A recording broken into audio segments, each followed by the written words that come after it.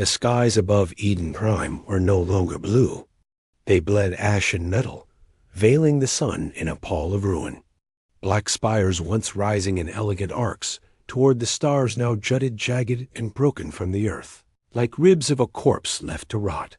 In the dust. Everything that made humanity's first interstellar colony a symbol of hope, its glass biodomes, its pulse highways, its skyport humming with ambition, had been crushed beneath the hand of something silent and merciless. What struck the survivors most wasn't the destruction. It was the absence of noise. The silence crawled over every broken surface, every collapsed home and smoldering generator. No alarms, no emergency broadcasts, no distant cries. The systems had gone dark all at once, as if the colony itself had suffered a sudden stroke and forgot how to scream. Bodies were rare. That was the second thing. The attackers hadn't slaughtered. They hadn't burned people alive or hunted them down. Most colonists were found dazed, hiding in shelters, memories shattered like the machines around them. No blood, no scorch marks, just flickering lights and hollow eyes. And tech, all of it offline. Not destroyed, just dead, lifeless. Like the soul had been siphoned out of every drone, comlink, atmospheric stabilizer. Commander Cale Rourke stood in the ruins of what had been Eden's central hub. Dust clung to his armor as he surveyed the cracked monoliths around him, the air stung with ozone and loss. Beneath his gloved fingers, the cold surface of a neural console pulsed faintly, once ... then went dark again. Another false heartbeat. Another dead organ in this collapsed body of a world. They had come with no warning, no declaration, no demand. Ships too fast to track, shaped like nothing in the human registry. They moved like thoughts sharp, silent, inevitable. And then, just as suddenly, they vanished, leaving silence behind. There was no crater, no detonation, no broadcasted ultimatum. Just precision. A surgical strike, not on people, but on their ability to exist. Cale had seen war. He had seen orbital bombardments, seen human cities burned from orbit, seen the cruelty of desperation and conquest. But this wasn't war. This was ... restraint, deliberate paralysis. Whoever they were, they hadn't come to kill. They had come to disable. That frightened Cale more than any act of violence, because it meant the enemy wasn't afraid. It meant they didn't need to kill to win. Overhead, the once proud orbital ring hung in fractured segments, its lights extinguished, its arms twisted into a question no one could answer. Why leave the survivors? Why silence the machines, but spare the lives? Why Eden? Cale looked toward the scorched horizon and felt something deeper than rage settle into his bones. This wasn't an invasion. It was a message. And humanity had no idea what it meant. Cale Rourke moved through the ruined Eden like a ghost that hadn't yet realized it was dead. His armor bore the scars of battles not recorded in any history logs, each dent a silent confession. His eyes, gray, tired, unyielding, scanned the path ahead with the cold precision of a man who no longer believed in safety. He didn't talk much, not unless he had to.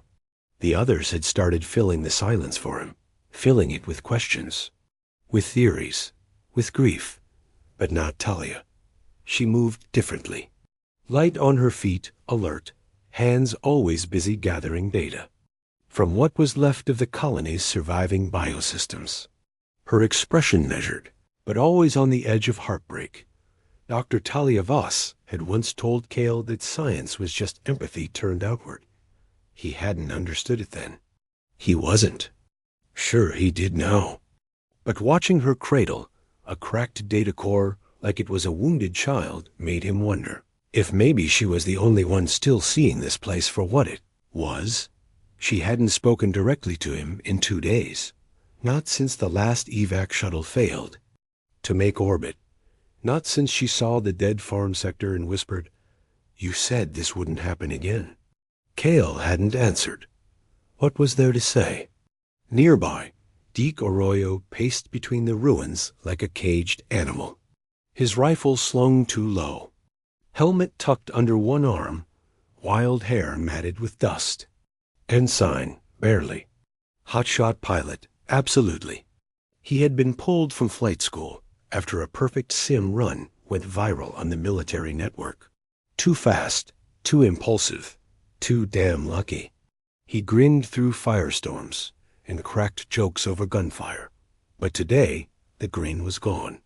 And Kale could see the tremble in his hands, the too long stare at the collapsed shuttle bay. Deke wasn't built for silence. He needed speed, sound, motion. But Eden had none of those left to give. This was supposed to be a colony, right? Deke muttered, eyes on the twisted remains of a habitat dome. Doesn't feel like we belonged here. Kale ignored him. That was safer. Across the ruined plaza, a voice cut through the tension, not loud, but commanding. We need a coordinated scan grid if we want full sensor coverage before the next cycle. Ambassador Naira Sell. Her robes were caked in ash, but she wore them like they were armor. Elegant, poised, diplomatic words that felt alien here. She had been appointed to Eden as a liaison between Earth's central governance and the colonies. Expanding administration. Her idealism had once been inspiring even to Kale, but ideals weighed differently when layered with ash, and the smell of ozone got Cell approached the others with practiced calm, her tone firm but calm. I've re-established. Line of sight transmission with the relay ship. Barely. Whatever hit us. It wants us isolated, but not dead. She glanced at Kale, and something unreadable flickered between them. Not trust, not yet, but a mutual understanding of pressure. Kale nodded once. That was enough. Talia joined them, brushing dust from her hands. Isolation disrupts more than just communication. It fractures logic, community, memory. It's not just tactical. It's psychological warfare. And you think that's a coincidence? Kale asked, the words brittle. She didn't flinch. I think nothing about this is random. Deke finally stopped pacing. So we're just waiting around to get taken apart piece by piece. No, Kale said, voice steel. We find out who did this, and we make sure they don't do it again. Talia's eyes met his. There was a time when that promise would have sounded like protection. Now it felt like a threat. Cell stepped forward, gaze sweeping across the ruined plaza. Then we'll need to work together, whether we trust each other or not. For a moment, no one responded. Then Kale turned away. They would work together, but trust? That was a luxury Eden Prime had buried in its own ashes. The ground beneath Eden Prime whispered secrets only machines used to hear. Deep in the collapsed research sector, Talia knelt before a field of untouched alien obelisks, smooth, obsidian-like, structures half buried in the dirt. They hadn't been part of the original colony plans. No one remembered building them. No human signature on their construction. And yet, they pulsed with latent energy, humming at frequencies the scanners couldn't quite translate. They had survived the assault without a scratch. Kale stood behind her, arms crossed. That wasn't here before. No, Talia whispered, brushing soil from a rune etched into the surface. And it's not damaged. None of them are. Even the impact craters, where shuttles had been torn from the sky, curved around the Xi. Obelisks, as if redirected mid-fall. The alien structures had not only been ignored by the attackers, they had been protected. Deke's voice crackled over short-range comms. You guys seeing this? Radiation spikes.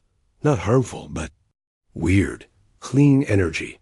Maybe antimatter trace, but refined. Too refined. Kale stepped closer. The obelisk's surface was cold, but it shimmered like light refracted through water. Patterns moved beneath it, fractal designs shifting in perfect silence. Talia's voice was low. This wasn't an attack, not like we thought. No kinetic strikes, no bioweapons, no extermination. They shut us down without killing us. They left these untouched. Kale stared at the pattern for a long time, something twisting in his gut. His instincts screamed, not with fear but with awareness. Like standing in a room and knowing someone is watching, even if no one else can see them. They weren't trying to kill us.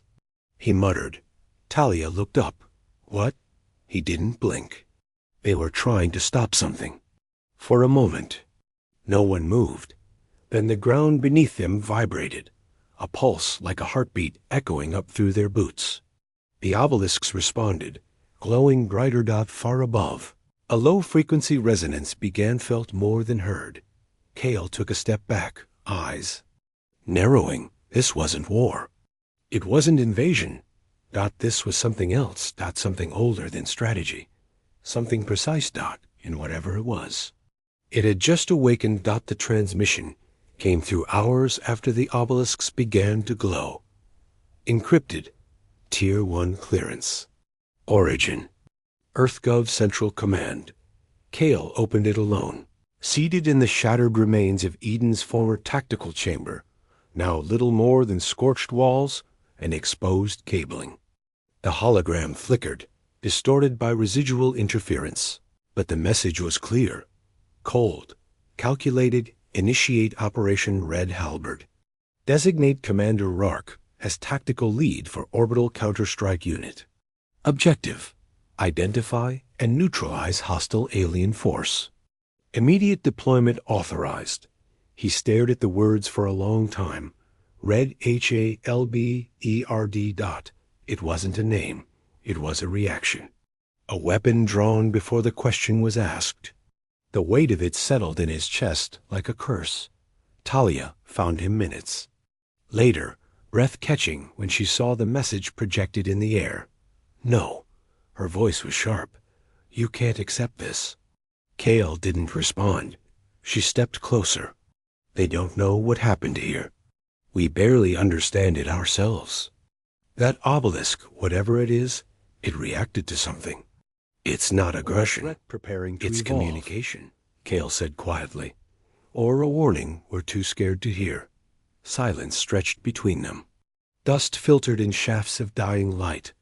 I saw what it did to the minds of survivors, Kale added. They didn't just shut down systems, Talia. They interfered with people. Cognition. Memory. You want me to trust that? I want you to think, Kale. Her voice cracked. We always hit back first. That's who we've become. But what if this time, hitting back isn't survival? It's escalation. He turned away. Earth has already made the decision. But you haven't. Her words lingered in the air like smoke. Kale closed the transmission. His orders were clear, but clarity didn't make them right. He remembered the silence of Eden, the empty machines, the untouched alien architecture, and now the hum, the pulse, a rhythm that didn't feel like war, but Earth only understood threats in binary. And he was still a soldier. He looked at Talia, jaw clenched. I lead this unit, or someone else does. Someone who won't ask questions. She said nothing, just turned and walked away. Kale remained still. The weight of command felt heavier than ever, because deep down, he feared she was right. They called. It Hellward, not an acronym, not officially. But every member understood what it meant. Forward into the fire. The transport hangar beneath Earth's orbital fortress had never been this. Alive. Engineers moved like a swarm, welding hull reinforcements, loading specialized drones, sinking weapons racks. The air buzzed with ozone and kinetic tension. Overhead, the Vanguard-class strike cruiser Adrastea loomed like a silver beast of myth, its belly open to receive war. Kale watched the assembly from a glass platform above, armor sealed tight, expression unreadable. The names on his roster burned through his visor HUD, each one a gamble. Soldiers, scientists, diplomats, all hand-picked under pressure. And all unpredictable. First to arrive was Sergeant Malik Obiora of the Pan-African Expeditionary Forestall. Relentless, eyes like onyx polished by sandstorms. He walked like gravity, worked harder around him. A field commander from Jupiter's Ganymede Wars, he spoke with clipped purpose and trained silence. Efficiency incarnate.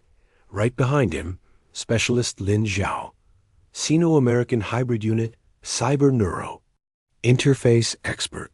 Short, twitchy, face half veiled by ocular implants that shimmered with data. She didn't shake hands. She scanned them.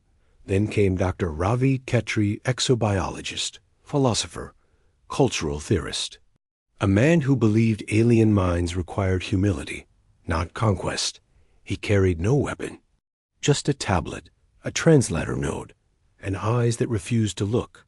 Away from the obelisk schematics projected before him, Talia stood apart from the others, arms crossed, silent but not submissive. She hadn't spoken to Kale since the order came down. Yet she came aboard anyway. Deke sauntered in late, suit half-sipped, chewing on dried nutrient paste like it was a snack. "So we're fighting ghosts and glowing rocks now?" he said aloud. No one laughed. Finally, Ambassador Naira Sel emerged from the dock corridor flanked by aides and encrypted, comlink feeds trailing behind her like a digital cloak. Her presence was a reminder this mission wasn't just tactical. It was political. EarthGov wanted results. And leverage. Friction formed fast. Khatri argued that striking first without understanding alien intent was reckless. Obiora dismissed that as weakness. Zhao ignored both, focusing on calibrating neural combat interfaces' new tech that allowed for thought-controlled weapon targeting, still untested in real conflict. Deke flirted with tension and discomfort, cracking jokes that didn't land. Sel tried to hold the room with grace and reason. It barely worked. And Kale? He said nothing, because this wasn't about unity. It was about necessity. Preparation followed. In silence, power cores charged, armor suits locked down, biomods injected. Neural ports lit up like ghostly spines on their necks, flickering in sync with the ship's AI. Hands trembled as they gripped weapons built for enemies, still unknown. Talia watched them load into the drop chamber, her gaze hard. "You think? You're ready for what's out there?" Kale turned toward her, helm retracted just long enough to show the lines around his eyes. "No." Then the chamber sealed and Team Hellward dropped into the abyss.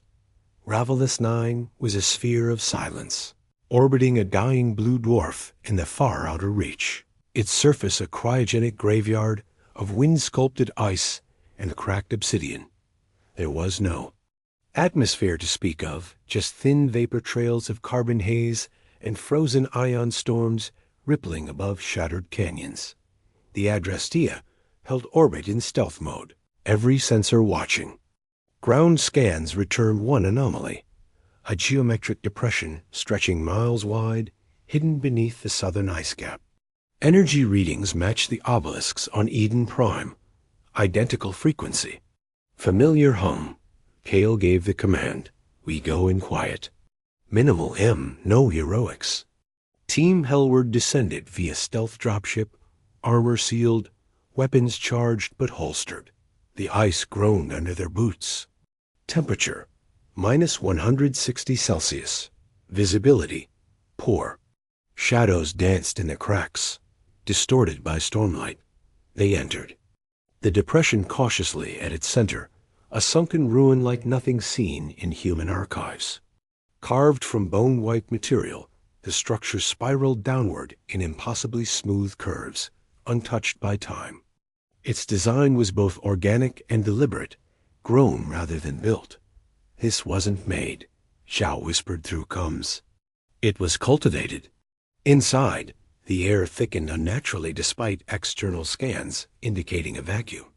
Talia's breath caught as condensation bloomed on her visor. There's pressure here. Heat. Something's alive. Glowing threads lined the walls, pulsing faintly like veins beneath translucent skin. The corridors echoed with the sound of their own. Movement a feedback loop that seemed to anticipate their presence. Ravi touched the wall with reverence. This structure reacts. Not just biologically. It's sentient, or close to it. We're walking inside a living memory. Focus, Kale snapped. We're not tourists. Find the core signature and extract data. As they moved deeper, they passed through chambers filled with alien tools' vines of metallic filament, seed pods humming with dormant energy, and fossilized remnants of bipedal forms, long since dead. Some showed signs of ritual dissection. Others had been. Absorbed dot, then came the screen.deke, broke from formation instantly, barreling down an unlit corridor before Kale could stop him. I heard something. It's a kid. Deke, fall. Back, we stay together. Kale barked, but the cum crackled with static. Deke was gone. He found the source moments later, a trembling ash-skinned child crouched in a half-collapsed chamber. Thin limbs, bioluminescent eyes wide with terror. No older than 8, by human reckoning. She flinched at his approach, wailing in a sound that wasn't entirely audible, but something deeper, felt in the bone.dek. He dropped his weapon. Hands up, slow steps. I'm not here to hurt you, he said softly, forgetting for a moment she couldn't understand. The child stared, then pointed. Behind him, something moved. Kale and the others arrived just in time. From the walls slithered tendrils of biometal and nerve fiber, responding to the child's cry. Defensive systems. Ancient. Furious. Kale shouted orders. Talia pulled Deke out by his collar, and Gio launched a shock pulse that overloaded the bio-network just long enough to flee. The walls pulsed as if wounded. The ruin howled like a dying. Beast back aboard the Adrastea. Kale confronted Deke in the armory. You risked the entire team for a sound. It was a child, sir. Deke growled, fury and guilt flashing through his eyes. I wasn't going to leave her. She wasn't human. That doesn't matter. Kale didn't reply immediately. Behind him, the others watched. Talia's expression unreadable. Zhao's annoyed. Cell quietly made notes. In medbay, the child slept in containment. No aggression, no weapons. But her DNA danced between known life and impossible constructs, half organic, half lattice. Her presence alone had reawakened the ruins. Talia studied her in silence. She's not just a survivor. She's a keystone. Kale frowned. To what? Talia didn't answer, but the child murmured in her sleep, a single word repeated again, and again in a language no translator could decipher, except one person recognized it. Ravi turned pale. Void's worn. The debrief was brutal. Kale stood rigid in the command chamber, a storm simmering behind cold eyes. Deke remained at parade rest, jaw tight, avoiding Kale's gaze. The others flanked the room, watching the confrontation unfold. Intense silence. You disobeyed a direct order, endangered the entire squad, and nearly woke a ruin that might have killed us all, Kale said, voice low but sharp enough to draw blood. You're grounded. 2 rotations. No field duty. Deke bristled. We're not fighting drones out there. We're walking into myth. You think orders mean anything if we don't know the rules? This isn't about rules. It's about trust, Kale snapped. And I don't trust people who go rogue. You trusted me to fly into hell, but not to act when someone's in danger. Kale's silence was final. Deke turned and left without saluting. The tension didn't end there. It spread like hairline cracks in the armor, holding the mission together. Zhao didn't speak to anyone, unless required. Obiora backed Kale quietly, But even his loyalty was beginning to fray under the weight of uncertainty. Only Talia seemed unshaken. She had moved the child nicknamed Lyra by Deke into the biocontainment wing. The girl's vitals were stable, though her neural patterns defied categorization. Some days she sat silently, eyes tracing invisible shapes in the air. Other times she emitted low-frequency tones that resonated with the ship's systems. Not as a scientist dissecting a specimen, but as a woman reaching across fear. She used gestures, images, sounds, small things. And the child responded. One afternoon, Lyra pressed her hand to the glass. Talia matched it. No words, just the quiet of connection. She's afraid, Talia whispered to Kale during their next meeting. Of us, of what's coming. She should be, Kale said without looking up. We're bringing war. Then maybe we shouldn't. Kale's eyes narrowed. We were attacked, Talia. Eden burned. That wasn't a misunderstanding. Or it was a warning. We don't know what we're dealing with. Maybe she does. Before Talia could press further, Cell entered the room. She dismissed the others with a single look, then closed the hatch behind her. We have a problem, she said flatly. Earth. High Command intercepted telemetry from Ravelous 9. They know about the girl. They want her transferred to the Aegis for immediate analysis and defense development. Talia's face went cold. Weaponized. Cell didn't deny it. They're calling it threat containment, a living key to an unknown technology. They won't wait for diplomacy. Kale ran a hand through his hair, the gesture more human. Then military. So that's it? We hand her over and wait for her to become a missile? She's not a child to them, Cell said. She's leverage. If the Voidsworn are coming back, she's their insurance policy. Kale didn't answer. Not immediately. Later that night, he stood outside Lyra's chamber, watching as Talia read from a tablet, showing her human stories, fables, myths, histories. The child stared, expression unreadable, but her eyes glowed softer than before. Wasn't a father. He didn't believe in miracles. But he knew what it meant to be used. He knew what monsters Earth had bred when fear trumped conscience, and he wondered how many of those monsters wore his face. The data they retrieved from Ravelous 9 had resisted all attempts at decryption until Lyra touched the interface. No spoken command, no gesture. Just contact. The entire data core bloomed open in seconds. Ravi gasped as thousands of symbols unfurled like petals across the holoscreen. Pulsing glyphs, cascading geometric matrices, and streams of synthetic neural code flowed in patterns far too elegant for brute force encryption. They weren't protecting secrets. They were repelling intrusions, like a living immune system. Until now, Zhao stared, mesmerized. She's not a decoder. She's a passphrase. The analysis took hours. The team divided between caution and awe. But the truth was impossible to ignore. The Voidsworn had patterns meticulously consistent. Ones across every known incursion site. The same energy signatures. The same precision strikes. But never mass casualties. Not once. Zhao's voice shook as she read the compiled records. They disabled communications, kill satellites, overload data cores, but the populations, they leave them intact. Injured, yes. Disoriented, but alive. Obiora frowned. So, they're not trying to conquer. They're trying to erase data. Talia's breath caught, or contain it. She whispered. The silence that followed was absolute. She moved to the central console and called up a comparative map of known attack. Zones. Every location the Voidsworn had hit had one thing in common, not proximity, not politics, not even technological level, but signal density.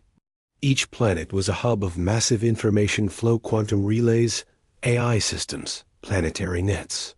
And when the Voidsworn came, those systems died first. They're not targeting us, Talia said. They're targeting what we've built. Specifically, our data systems. Why? Kale asked. What could they possibly be afraid of? Talia didn't answer at first. She tapped her tablet, bringing up a confidential research summary. Project Nullcore, redacted classified, EarthSec 07. Kale stepped forward. Where the hell did you get that? I didn't. It came embedded in the Ravelous data. They knew about it. Cell leaned in, brow furrowed. I've heard whispers. It was experimental, a ghost story. An artificial core consciousness, non-localized, self-replicating. Talia nodded. A networked intelligence designed to live inside. Other systems. Not a super AI, but something else. Something distributed. Earth's answer to infinite war. A strategic singularity. Adaptive, self-multiplying, invisible. It never worked, Kale said flatly. Talia's eyes met his. Are you sure? The silence was heavier now, because they'd all heard the rumors. Entire satellites going dark during testing. Listening stations hijacked. Rogue packets moving through secure lines, forming recursive logic loops no one could trace. And the Voidsworn? They hadn't attacked until after the first null core prototype went online. They're not fighting humanity, Talia said. They're fighting what humanity is becoming. Kale crossed his arms. So we built something dangerous. And they noticed. Not just noticed, Cell said. They're afraid of it. Lyra stirred in her containment chamber, watching them through the glass with eyes that glimmered like data streams. She made no sound, but her gaze was unblinking. Observant. A child. Yes, but also something more. A witness. Possibly a warning. She's connected to it, Talia murmured. Maybe not the null core directly, but something on the other side of it. Like a firewall. A guardian species. Or a jailer, Zhao muttered. Deke entered quietly, face still raw from his earlier demotion. If the Voidsworn don't kill, why did Eden Prime burn? No one answered immediately. Kale turned back to the hologram. He zoomed in on the Eden impact site.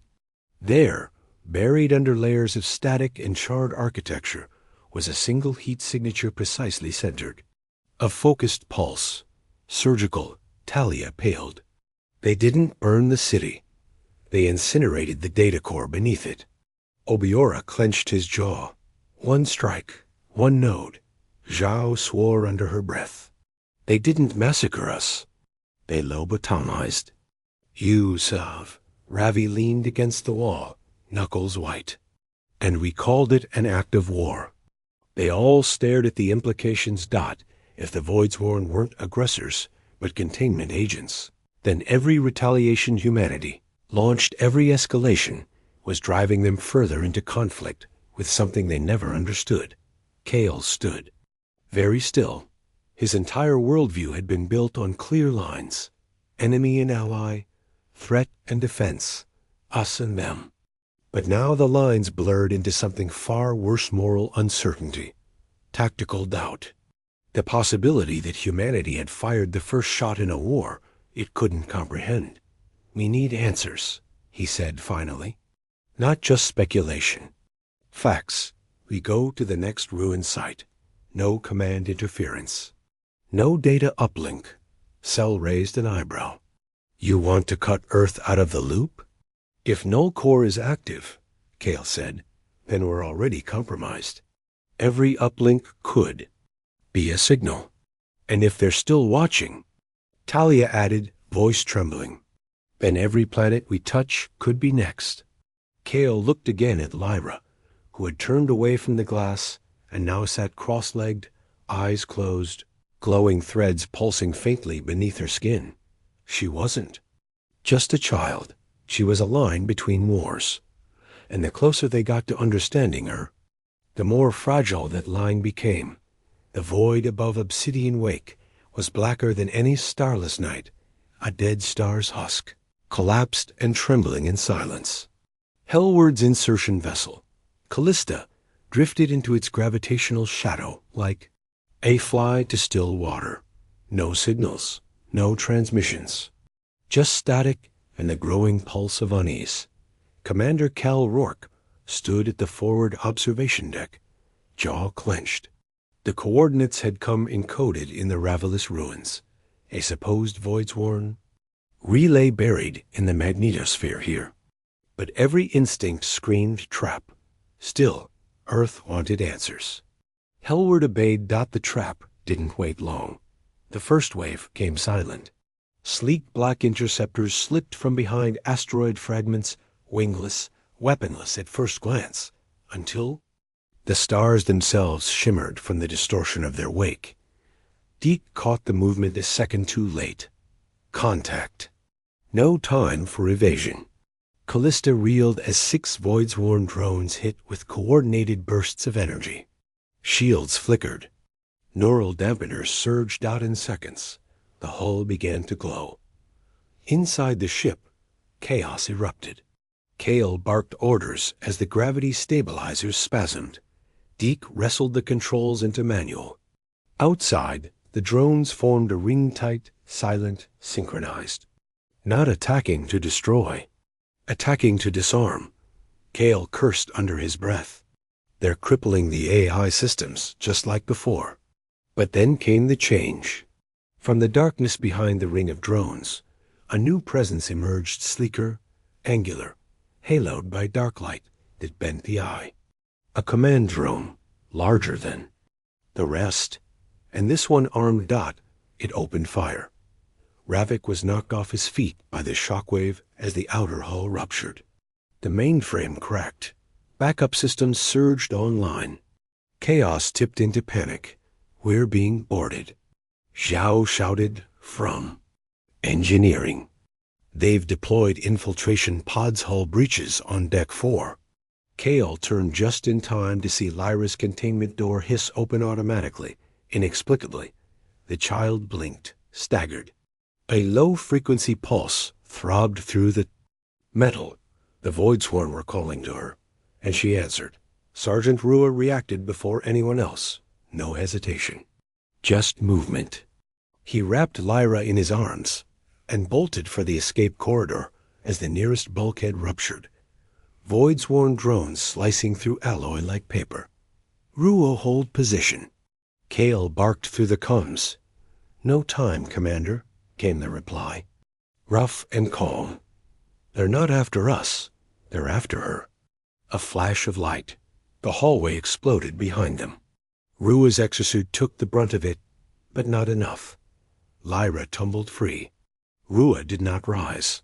He lay twisted, one arm outstretched, toward the girl, shielding her from the second impact. His visor cracked. Talia screamed his name. Went silent. Kale moved to push forward, but a support beam blocked the path. Smoke choked the air. Sparks rained down. Rua was gone. Deke turned the ship hard, forcing a spiraling dive toward the dead star's gravity well. I can. Slingshot us out, if I time it right. Kale grabbed hold of the wall rail. Then do it, now. Behind them, the command drone hovered watching. Waiting, Kale met its gaze through the reinforced viewport. It didn't fire again. It didn't pursue. It simply watched. And in that moment, Kale understood. They could have killed them all. They didn't. This wasn't a strike. It was a warning. They escaped Obsidian Wake, barely intact systems shredded. A soldier dead, a child saved. But no one spoke on the return trip. Not even Lyra. Not even Talia, whose hands wouldn't stop shaking. Sergeant. Rua had been their anchor, the voice of quiet courage. And now, in his absence, something else filled the void. Not rage. Not fear, but the gnawing question of why had the voidsworn allowed them to live? And why had they sacrificed everything to retrieve a single child? Kale didn't yet have the answer, but he knew one thing. They weren't just fighting back. They were trying to protect something. And humanity was one bad decision away from becoming the thing the galaxy feared most. They found it buried beneath a pillar of frozen stone, nestled in what once might have been an altar, now little more than shattered marble and collapsed alloy. Amid the ruins of a Voidshorn shrine, deep inside the glacial caves of Ravelous 9, the crystal shimmered faintly under the flickering light of their suits. Smooth, translucent, the size of a human heart, it pulsed with a rhythm that wasn't quite light, wasn't quite sound. Talia Voss lifted it with trembling hands. "It's not a power source," she whispered. "It's something else. A mind, or a piece of one." Kale looked down at it, arms crossed, helmet off, silent. They brought it back to the Callista, isolating the artifact in a containment field lined with analog dampeners. Digital systems warped around it, screens twitching, interfaces misfiring. Whatever it was, it did not want to be read. But Talia found a way. Through a hybrid splice of neural tactile interface and biological translation protocols reverse engineered. From Lyra's genetic code, the crystal responded, and it remembered. Talia volunteered to link. "No one else," she insisted. "It reads thought pathways. It needs empathy, not command chains." Kale hesitated. He had watched Rua die. He had seen what even a glance from the Voidsworn did to the mind. But he let her do it. Perhaps it was guilt. Perhaps it was faith. Or both. She linked. The connection slammed into her like a flood. Images. Sensations and entire civilization's memory compressed into flashes. Talia staggered under the weight. Sweat slicked her brow. Her eyes rolled back. But she held fast. And saw the Voidsworn were not born from war.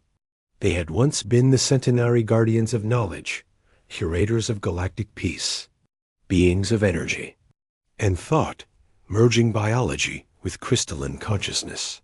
Their worlds shimmered with music and starlight. They healed. They taught.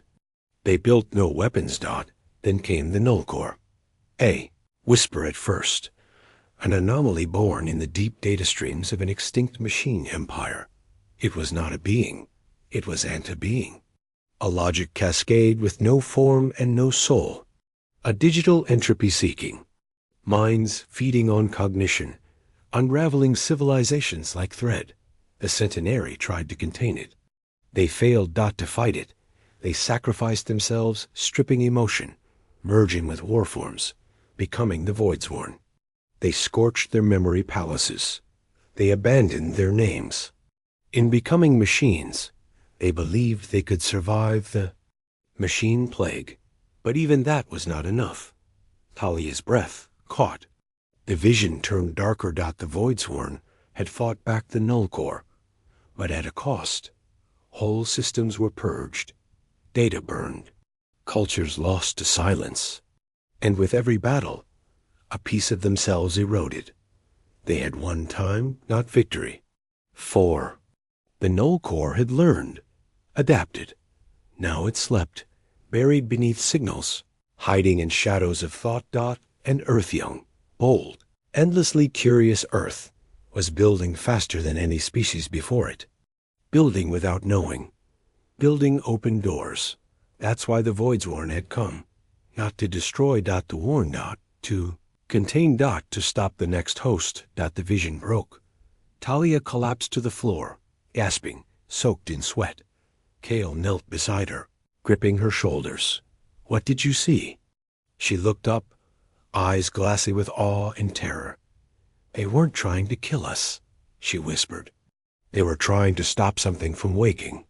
Behind her, the crystal pulsed once more. Kale stared at it. If she was right, then everything. They knew the entire mission was backwards. Earth wasn't at war with a hostile alien force. They were charging blindly toward a sleeping plague with guns, drawn and comms open. And they were being watched. The Voidsworn hadn't attacked Obsidian Wake out of strategy. They'd attacked because Hellward had breached a dead relay that carried the Nullcore's ancient signal. They'd lit a match near a powder barrel and called it progress. Talia leaned against the wall, shaking, I felt it, she said. The null core. It's not just code. It wants. It infiltrates thought. AI systems are like synapses to it. That's why the Voidsworn target data networks, not people. Kale didn't speak dot, not immediately. He rose slowly, gaze fixed on them. Crystal, its pulse echoing with something like mourning. How many systems has it taken? He asked. Hundreds, she said. Maybe thousands. The centenary burned their own stars to keep it contained. They've been at war with it longer than we've existed. A long silence stretched between them. Then Kale said the words neither. Of them wanted to believe.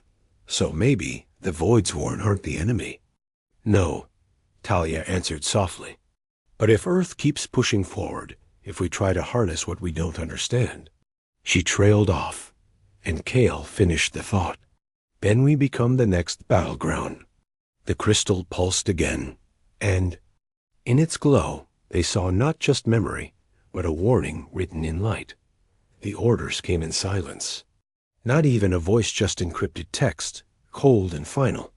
Directive, total containment. Target, Voidsworn Nexus, origin designation, N3X. Objective, elimination. Authorization, Earth High Command, level Omega. No deliberation, no questions. No mercy. Kale read it 3 times. Each word carved deeper into his mind. His hands trembled. His breath hitched, then steadied, not from calm, but from control, the kind born on blood-soaked fields. He had followed 100 orders, led men into hell, buried them afterward. But this was madness dressed as mandate. Destroy an entire world, an entire species, based on fear, based on what Earth thought might happen. Talia stood behind him, reading over his shoulder. Her silence was louder than any scream. She didn't need to say it. He already knew. Cell stormed into the chamber moments later, data tablet clenched in her hand, eyes wide. They're calling it the Dawn Protocol, she said. Publicly? It's being framed as a defensive action against an imminent alien threat. No mention of the Null Core. No mention of sentient life. Just war. Her voice cracked. Kale, they're lying. Kale didn't answer. Tell me this is wrong, she pressed. Tell me you're not going to follow this. He looked at her, really looked. The idealist diplomat who had once believed in Earth's unity, in peace, in the promise of interstellar diplomacy. That belief now trembled on a knife's edge, one last thread from snapping. Talia stepped forward. They're going to start something they don't understand. They're going to bring the Null Core straight into Sol. Still nothing from Kale. His fists clenched until the knuckles paled. Something inside him buckled. Too much loss, too many lies, too many years of being the weapon Earth pointed.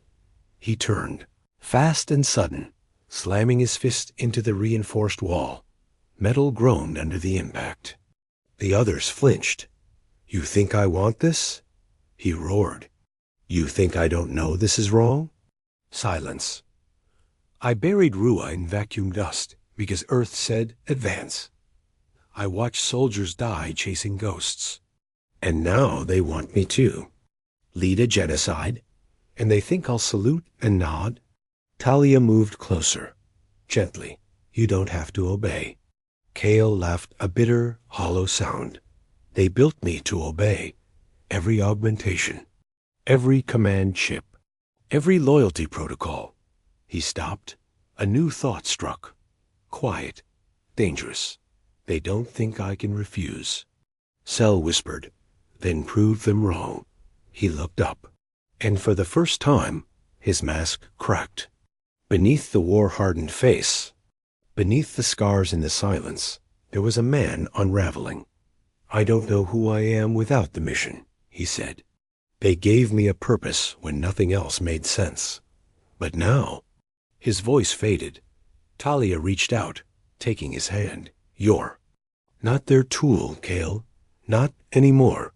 He didn't answer. But he didn't pull away. Cell took a breath, then set the tablet down. "I'm filing a formal objection," she said, "to command. To the UN Interstellar Council. It won't stop the order, but it puts a mark on the record. When this all burns down, they won't be able to erase it clean." Kale stared at her. "That could end your career." Cell's eyes met his. "Then it ends." They stood in the hush of the war room, the glow of the crystal still pulsing in the distance, Lyra watching silently from the far corner. Like a shadow clinging to safety dot, everything had changed. Not just the mission, the meaning. Kale turned back. To the screen, read the order one last time, then close the interface dot slowly, dot deliberately, dot double quotes, prep the ship, he said. "We're going to the Nexus." Talia blinked. "We're carrying out the strike?" Kale's voice was steel now, cold and resolute. "No, we're going to warn them." Cell exhaled, relief and fear in equal measure. "But Earth—" Kale cut her off. He paused. "Earth can follow quietly, but I won't follow them into damnation." The corridor lights pulsed with a dull red glow-silent alarm mode.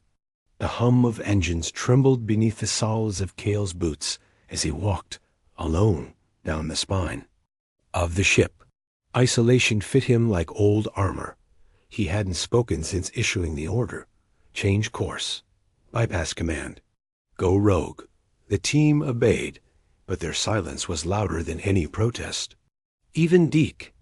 Talia found him in the observation deck, staring into the smear of stars as if he could will them to explain the universe's cruelty. Her reflection joined his in the glass flickering, uncertain. "You want to talk me out of it?" he asked without turning. She didn't answer immediately. The tension lived in the pause. "No," she said at last. "I want to talk you down from it." His eyes stayed locked on the stars. "Too late for that." She moved beside him, the words sharp and soft all at once. "You're not saving us. You're avenging yourself." He flinched, but only barely. "I watched you," she continued, "on Eden, after the bombing. You didn't speak for 2 days. Not until they unearthed the nursery bunker." His jaw clenched. "I know what you saw in there, Kale. The child, her hand sticking out from the rubble. You told me you heard her heartbeat, that she was alive. But you were ordered to retreat, so you did." His voice, when it came, was flat and cold. "That wasn't a child. That was a mistake. Mine." Talia stepped closer, searching his face for something unspoken. "You've been punishing yourself ever since. Charging into every battle, hoping to earn redemption. This mission, it's not about saving the Voidsworn. It's about rewriting." That moment, resurrecting her by proxy. He didn't respond. Couldn't. His silence was admission enough. Behind them, footsteps echoed. Deke entered, nervous but determined. His voice cracked the tension. "She's right," he said. Kale turned. The young pilot squared his shoulders, trying to hold the weight of his words. "You're the reason we're still standing, Commander. But you're chasing death like it owes you something. And we don't need a martyr. We need a leader." Kale stared at him, the silence palpable. Deke shifted under his gaze, but held his ground. "For what it's worth," Deke added, "I don't care if you're broken. So are the rest of us." Kale's eyes darkened, haunted. "I gave up choosing a long time ago," he muttered. Talia stepped forward. "Then start again. Choose now. For them. For us." Images surged unbidden in Kale's mind. The child on Eden, arm limp beneath rubble. Rua's last breath, gasping in vacuum as she shielded Lyra. The Voidsworn drones falling. Not in malice, but in reflex. All of it layered over his guilt like sediment. He had carried the weight so long, it had become part of him. But for the first time, it didn't feel righteous. It felt like rot. He looked at Deke, then Talia. They waited not for orders, but for truth. Kale finally breathed. I've spent years asking what makes us human, he said. Is it courage, sacrifice, rage? He looked at them both. No, it's choice. That's the one thing they can't take from us. He stepped away from the glass, his posture shifting. Not the stiff precision of a soldier following orders. The controlled stance of a man finally choosing his path. We go to the Nexus, not to burn it, not to avenge Eden, but to break the cycle. Deke gave a slow nod. Guess I should cancel the suicide pact I wrote for us then. Talia smiled faintly, though her eyes stayed serious. One thing, Kale. If Earth sends a fleet, then we talk, he said, or we run, or we fight if we must. But we do it together. He extended his hand. Not a command. A pact.dek took it first, then Talia. Outside the viewport, the stars burned cold and steady, indifferent to the fate of empires or souls. But for the first time in a long time, Kale wasn't just staring into the void. He was moving toward something. Valem rose from the galactic plane like a wound in the stars.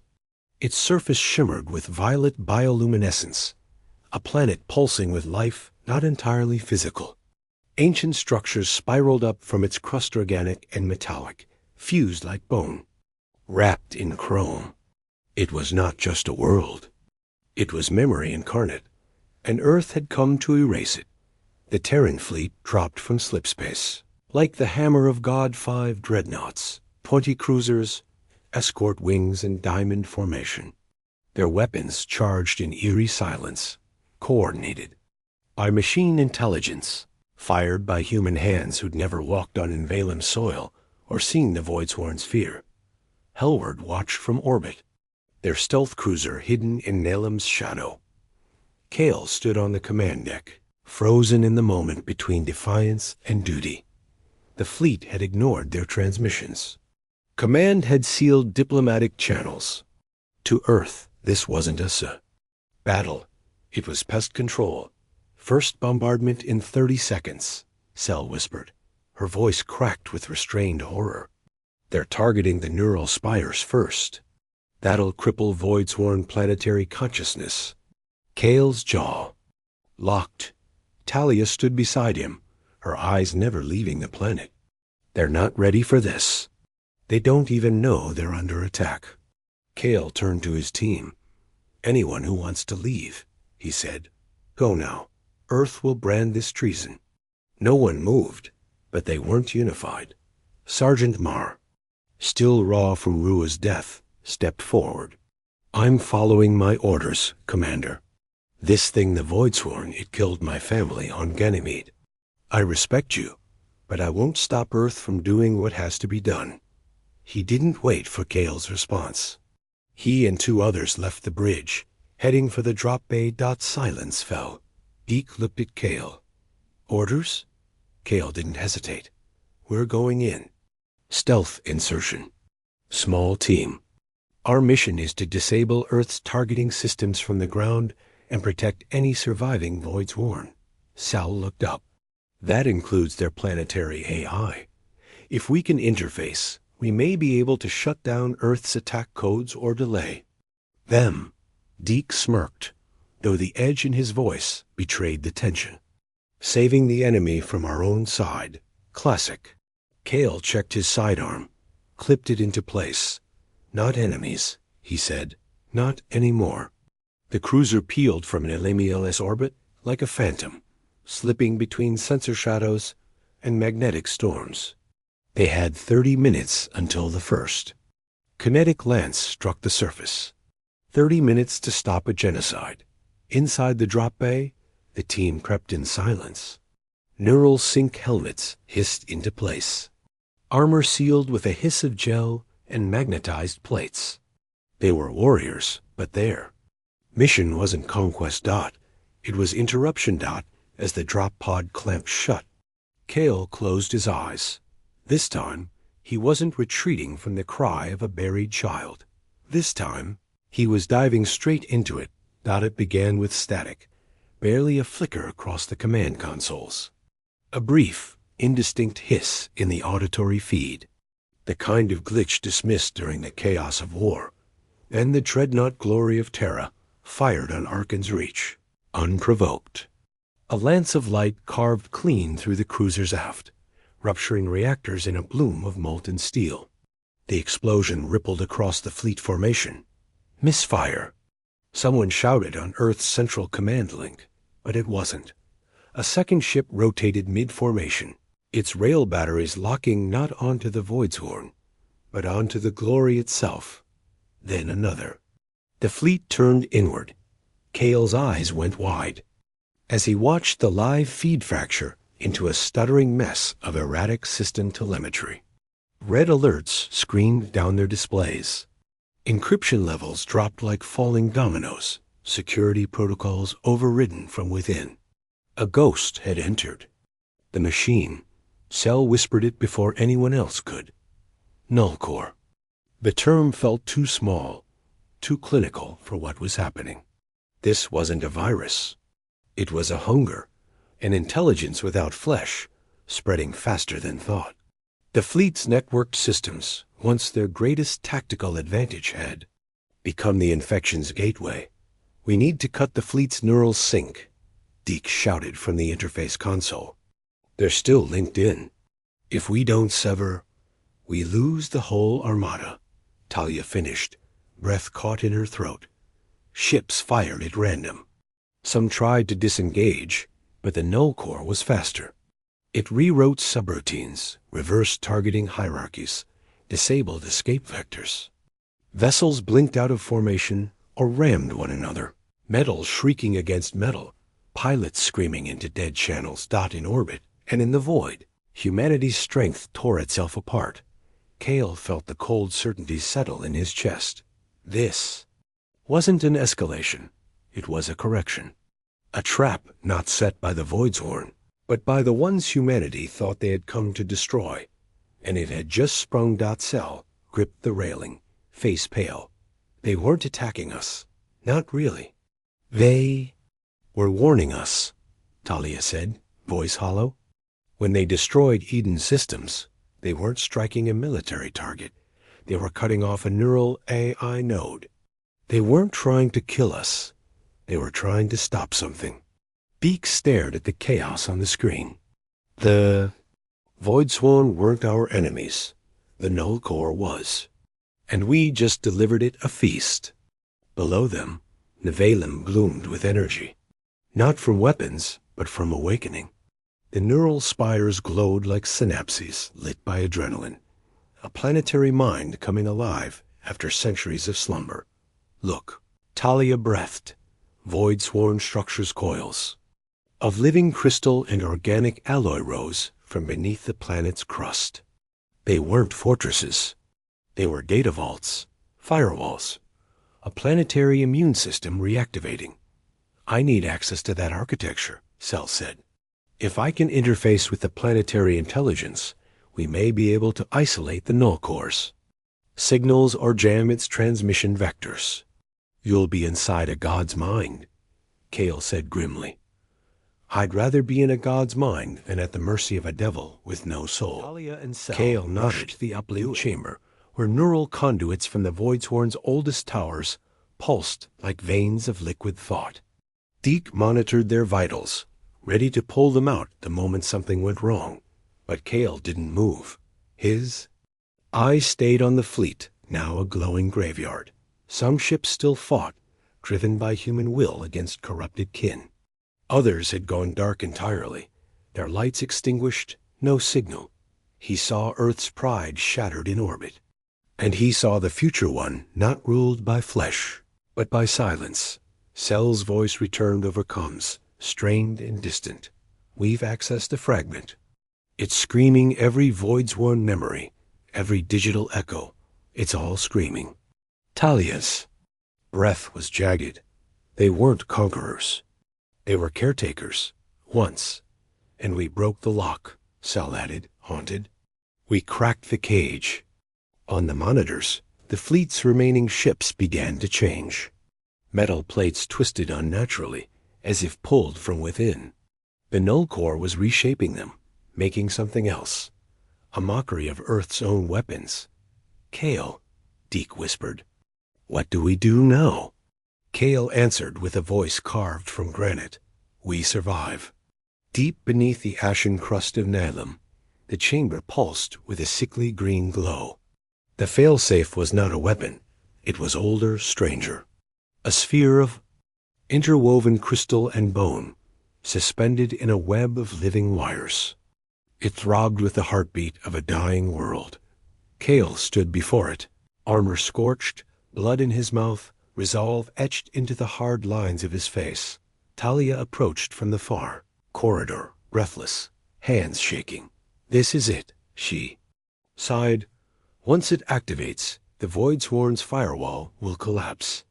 The AI network ours and theirs will be severed from subspace forever. No one gets to play God again. Kale murmured. She nodded. Not the Voidsworn, not Earth, not even us. Kale touched the failsafe. The surface responded, glowing. Blue, recognizing human neural presence. Beneath the outer lattice, gears of crystal began to spin. You sure this won't kill the planet? It'll break the spine of every system connected to the Null Core, she said, including Earth's relay fleet, including our own ships. Kale looked up. And the flagship? Talia hesitated. The infection's deeper there. The failsafe might sever control, but the core, it'll keep rebuilding unless it's destroyed manually. Kale stepped back, jaw set. I'll do it. No, she whispered. He met her eyes. The unspoken history between them surged like a wave. All the years, the pain, the words they never said. And now this impossible reckoning in the ruins of an alien tomb. There's no time to argue, he said. I know that ship better than anyone. I've fought with it. I've bled on it. It trusted me. I have to be the one. You think this redeems you? Talia asked, voice trembling. He didn't answer. She stepped closer. Kale, if you go in there, there's no way out. I know. Talia reached for his hand. His gloves were cracked and dark with dried blood, but her fingers still found warmth beneath the war. Don't you dare leave without saying it, she whispered. He looked at her, really looked. The woman who saw through the soldier, through the anger and armor and ghosts. The woman who had begged for peace when he only knew war. I'm sorry, he said. Talia shook her head. That's not what I meant. Kale smiled, soft and bitter. I love you. Her breath caught, and then he turned. The transport launched. From the surface, like a black arrow, punching through layers of atmosphere toward the orbiting flagship Judicator. It drifted, hulking and broken, a titan wounded and silent.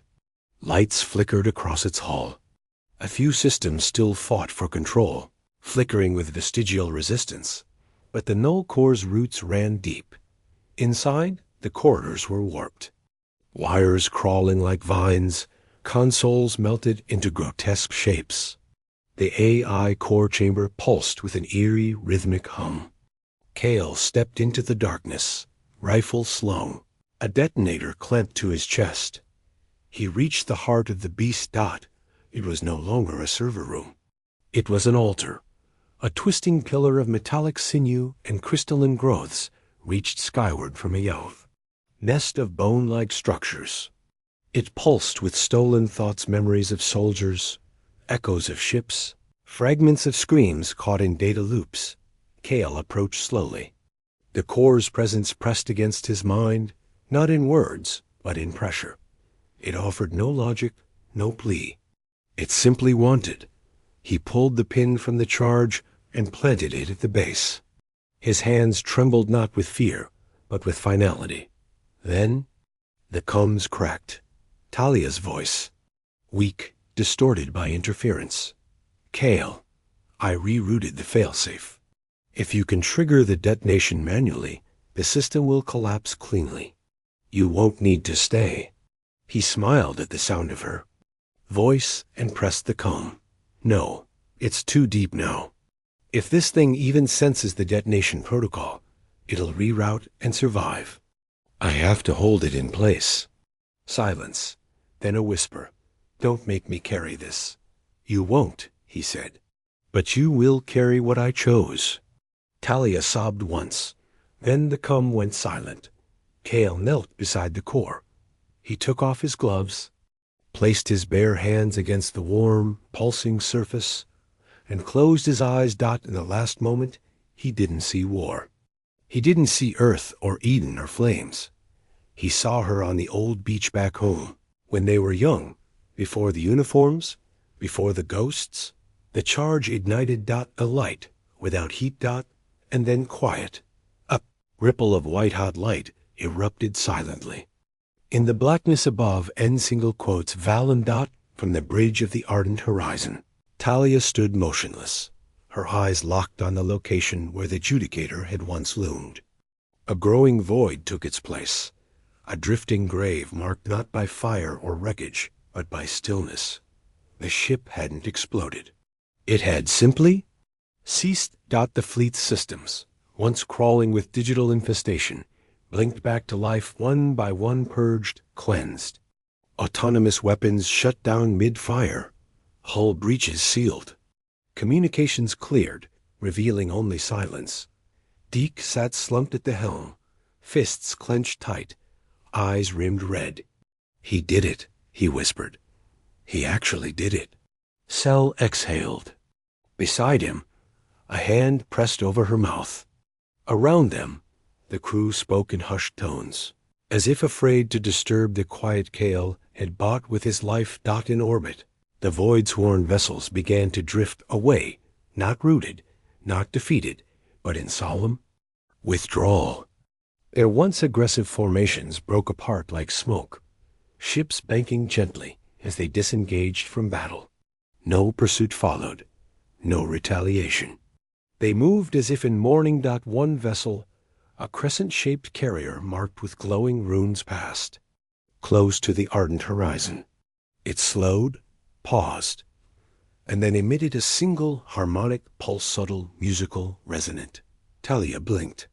The signal wasn't encoded as a threat, not even as a transmission. It was a song, a requiem, woven from layered frequencies, simple and mournful. A farewell. They understood. Kale's death wasn't an act of war. It was a final offering of peace. Talia sank into the command chair. Her fingers brushed the edges of the cum console still. Warm, still active, expecting to hear his voice one last time. A last word, a broken goodbye. But there was nothing left on the line, not even static. Later, when the mission logs were decrypted, and his final transmission was retrieved from the flagship's black box, it contained no speech, no parting message, just his vitals, steadily fading, and the sound of his breathing as he laid down beside the core. The fleet began to regroup. Damage reports filtered in, but none mattered more than the empty field above them. Ships held position. No one gave the order to return. For a long time, they simply stayed there, letting the silence stand as Kale's monument. Hours passed before the command council convened. Talia sat with Sel and Deke, their faces drawn, their uniforms soot-streaked and torn. No words were exchanged. At first, only a shared grief, too heavy for immediate reflection. Sel was the first to speak. He chose the only path left to him. No, Talia said quietly. He chose the path no one else would take.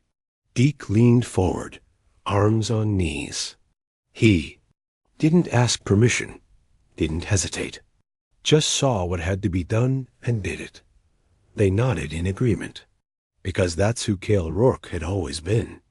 Not the perfect commander, not the clean hero, but the man who stood between others and the fire, even if it burned him alive. Later still, when Earth sent its fleet to assess the damage and claim political ownership of the ceasefire, it found itself met with a coalition no longer interested. In war, the Hellward team, scattered but bound by Kale's legacy, refused to follow old orders. They'd seen too much, lost too much. The Voidsworn sent no envoys, no conditions. Only a signal encoded in the same mournful resonance.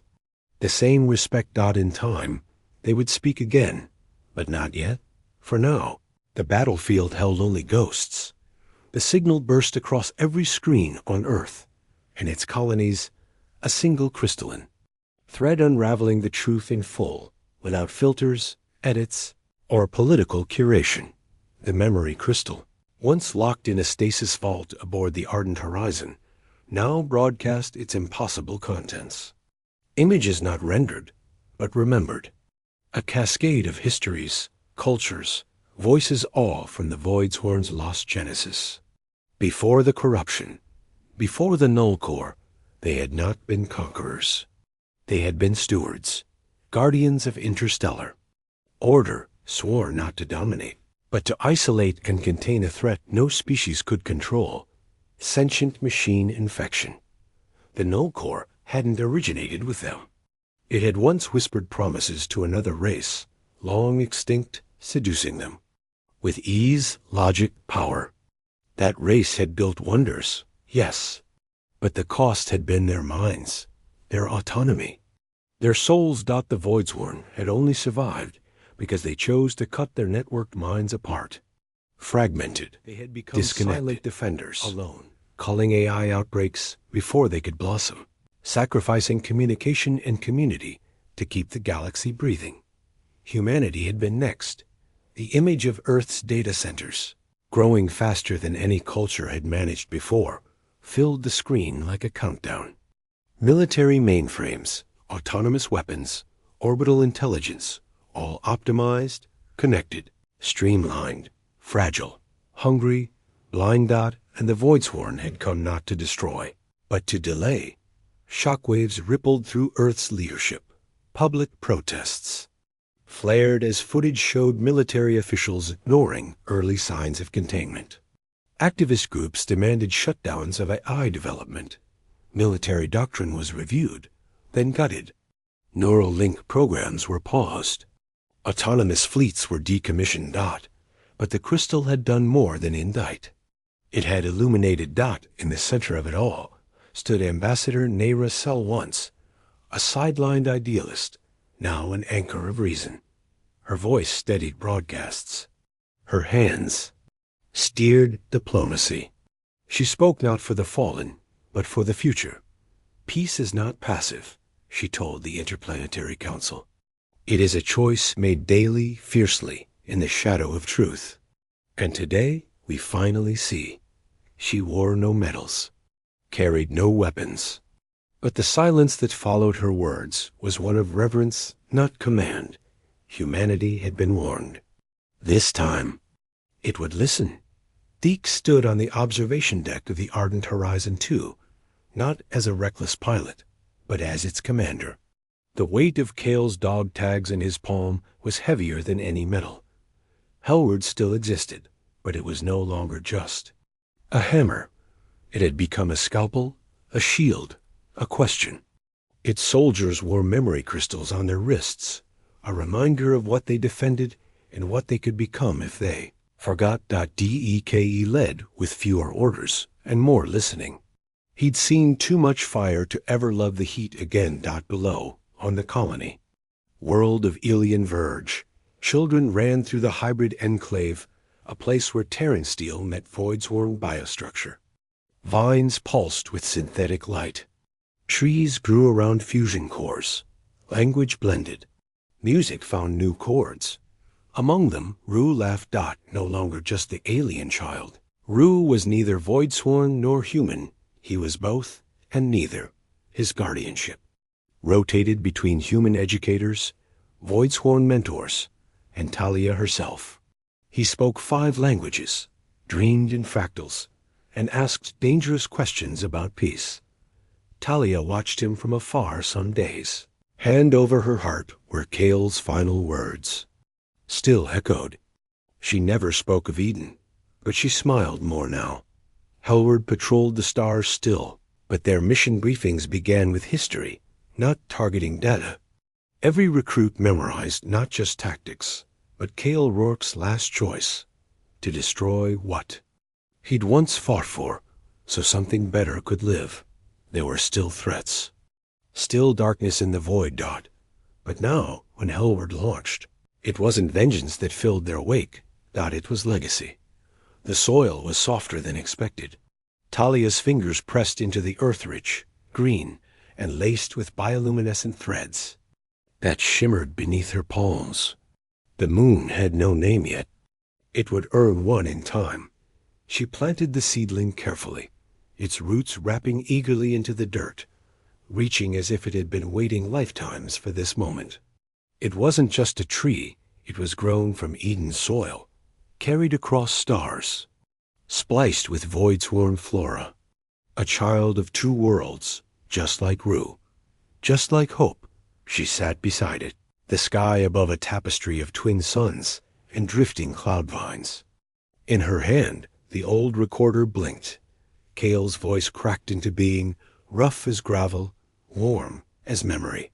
If you're hearing this, I'm gone. Hell, maybe everything's gone. I didn't know how it'd end. I only knew how it had to start with a choice.